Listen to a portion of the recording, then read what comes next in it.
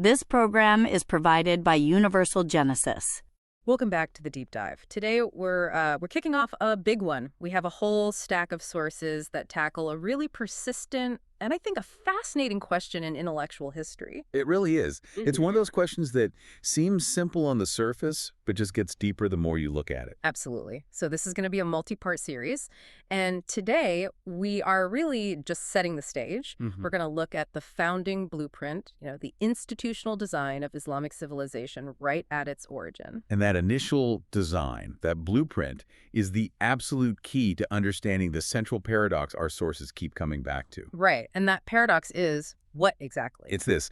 Why did Greek rationality, we're talking Aristotle's logic, Galen's medicine, all of it, which was saved, studied, and frankly revered by the Islamic world for centuries, why did it ultimately fail to launch modernity there? When it was handed over to the West and it took off. It took off. It flourished. And the shortest, most direct answer to that is structural. Greek reason was absorbed into a system, a colossal power structure that was already fundamentally complete. Complete in what way? In the sense that religion, the state, and the law were all one thing, completely unified. And in that kind of system, there was just no oxygen left, no space for independent reason to grow into a pillar of society itself. That is a huge difference compared to what happened in the West. So, okay, our mission for this deep dive is to analyze that blueprint, the civilization OS, as our sources call it. We have to understand how it was built, because that initial design choice, it really defined everything that came after. Everything. So let's start with the design of governance, because the differences start right at the top with the founder. I mean, if you look at early Christianity, the founder's role is strictly spiritual. Right. There's that immediate separation of church and state, so to speak. Yeah, from day one. But our sources are really clear about Muhammad. He wasn't just a priest or a prophet in a vacuum. Oh, not at all. He was definitely not part of some, segregated priestly class, which is a structure we kind of take for granted in a lot of other religions. So what was he then? Well, his life, as detailed in the sources, shows this immediate political and practical genius. He starts as a merchant. Which means he's already dealing with contracts, commerce, negotiations. Exactly. He's enforcing rules in the market. He has this incredibly functional, real-world skill set before the revelations even begin. And then afterward, he becomes a political leader, a military commander, a judge settling disputes, and a state founder, all at the same time. All one role. All one role. And the critical point is that he establishes the Ummah, the community of believers, as a political and military entity right from the start. The system was born fully integrated. This integration, it brings us to that really that fascinating analogy from the source material, the one that compares this political model to, of all things, Japanese history. The samurai government versus the court government. It's such a great way to think about it. Okay, so ground that analogy for us. What does that mean? Well, think about pre-modern Japan. You had the court government, the emperor and his court. They had the ancient rituals, the formal legitimacy, the tradition, but they had no army. They had no real power, no sword. Okay, so they were the symbolic authority. Exactly. And then you had the samurai government, the shogun. They had the actual military and administrative power. They held the sword. But they always had to borrow their legitimacy from the court. So there was always this tension, this separation between the two. Got it. Two separate powers, sometimes cooperating, sometimes in conflict. Now apply that to Islam. Muhammad, as the founder, held both. The absolute religious legitimacy and the military, the judicial, the political power. Religion, military law, and governance were all one package. So it was the samurai government model from the very beginning. But with unassailable spiritual legitimacy baked right in, there was no separation. To challenge the state was to challenge the faith. Now, that sounds incredibly stable, but I have to ask, wouldn't that also create a huge point of failure? I mean, if you unify religious and secular authority into one package, doesn't that create a single, really vulnerable choke point for the whole civilization? That's a really sharp question. And yes, history shows it absolutely created instability in political succession. I mean, you just have to look at the struggles of the early caliphate. So sure. But structurally, as a design for society, it proved to be immensely resilient.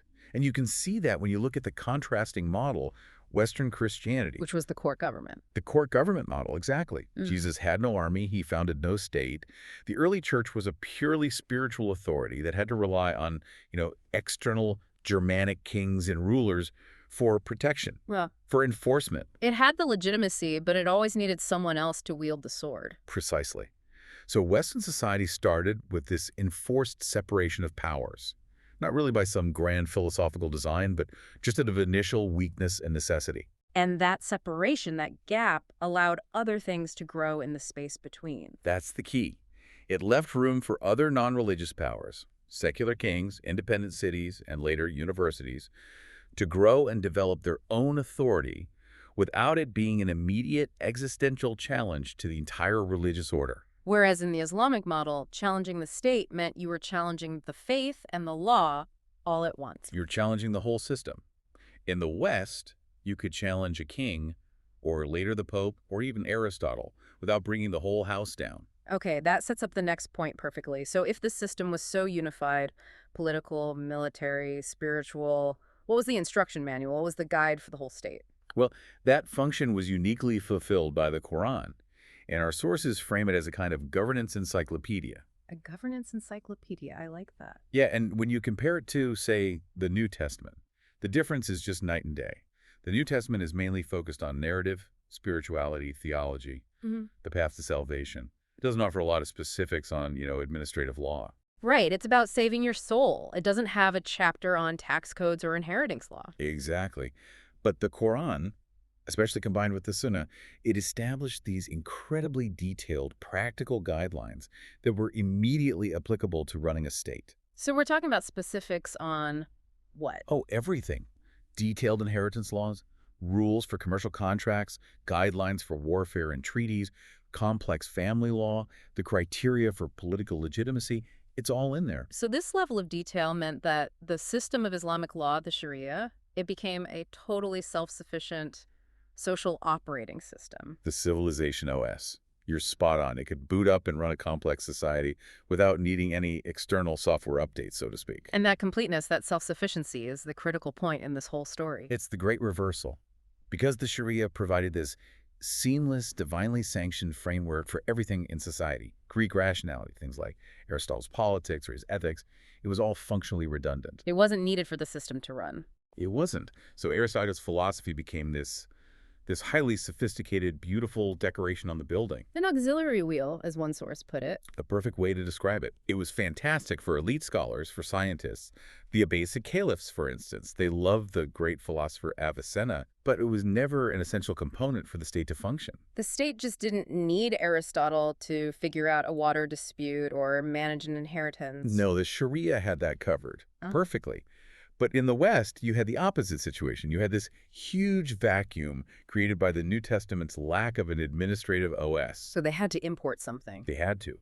After the Roman Empire collapsed, the early medieval West had massive gaps in its knowledge. It needed Roman law to structure its courts. And later, as universities grew, it desperately needed Greek philosophy. It needed Aristotle to provide the logical framework for its own theology and political theory. So for the West, philosophy wasn't a decoration. It was the essential framework, the hardware upgrade they had to install. It was a mandatory install. They had to engage with it, internalize it, just to build a functioning intellectual and governmental life. They couldn't run without it. So, okay, let's talk about the institutional consequences of this.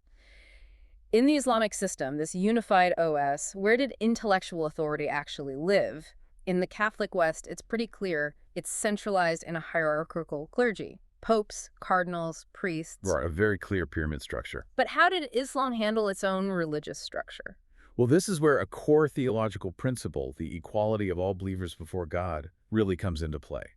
That principle, plus the rejection of a special priestly class, it just fundamentally prevented the creation of a centralized hierarchy like you saw in the West. So there's no intermediary class between the believer and God, no pope. No pope, no college of cardinals.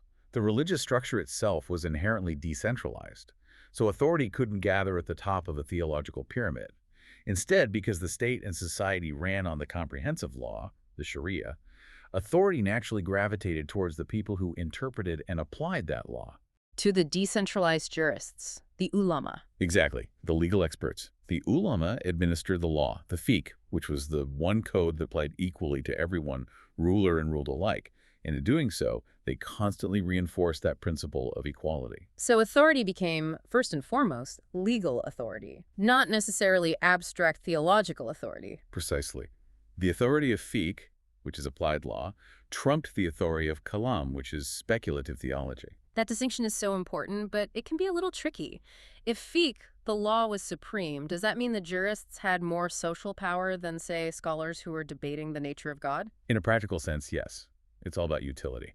Kalam, that abstract theological debate about free will, metaphysics, God's attributes, it was important to a small circle, but it was often seen by the mainstream as secondary, even a bit controversial.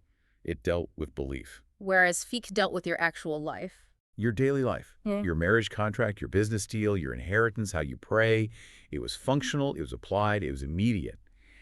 And because the state was governed by this very functional, decentralized sphere of law, abstract theology just never got the kind of institutional monopoly that the Catholic Church achieved in the West. Which means it couldn't dominate and police all of intellectual life in the same way. It couldn't.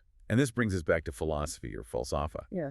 In this law-dominant environment, it was marginalized. Why? Because the most important, most functional sphere of public life was law. Philosophy, which included Greek ethics, politics, metaphysics, was always seen as foreign knowledge, an import.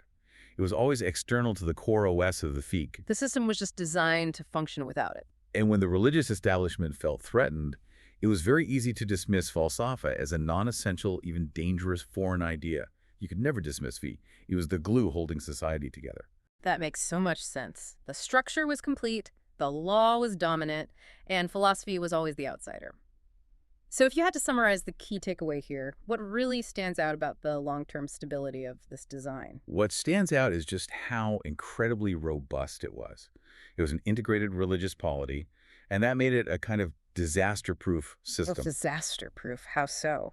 Because religion, law, and state were all woven together, the system had this amazing ability to maintain a minimum social order, basically the application of law, a fiqh, even under the most extreme stress. The survival mechanisms were baked into the OS itself. Think about the Mongol invasions in the 13th century. When they sacked Baghdad, they didn't just destroy buildings. They destroyed the great libraries, the universities. They essentially decapitated the intellectual brain of the civilization. A catastrophic event. Absolutely. And yet, the social body, the civilization itself, it didn't completely collapse. Because the essential local systems were still there. Precisely. The system of law, administered by the local ulama in every town and village, allowed the heart of society to just keep beating. It kept regulating the social body, making sure contracts were honored, disputes were settled. Since a sophisticated philosophy, the falsafa was lost, but the functional fiqh survived. It did. And that incredible robustness is its greatest strength. Yeah. But it's also the key structural reason for what we see later as intellectual stagnation, at least relative to the West. A really profound point. Okay, so we've established the initial structure, a perfect integrated civilization OS built for stability. But this whole analysis, it just begs the next question. It does. If the system was so self-sufficient, so complete, how on earth did Greek philosophy, led by these giants like Avicenna and Averroes, how did it ever get in at all, let alone dominate the intellectual world for a few centuries? That's the crucial anomaly, isn't it? That brief, brilliant window where philosophy somehow took center stage.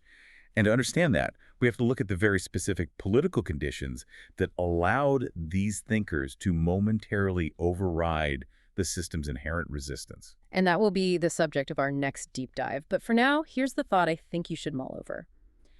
The very strength of the Islamic civilization OS, its incredible ability to perfectly manage society and maintain stability from the very start through its comprehensive law, was the structural precondition that ultimately prevented the necessity for the kind of explosive foundational intellectual change that later defined the modern West. The self-sufficiency was, in a way, the trap. A trap of stability. An incredible thought to leave you with. Thank you for diving deep with us. We'll be back next time to find out how that auxiliary wheel briefly managed to take over.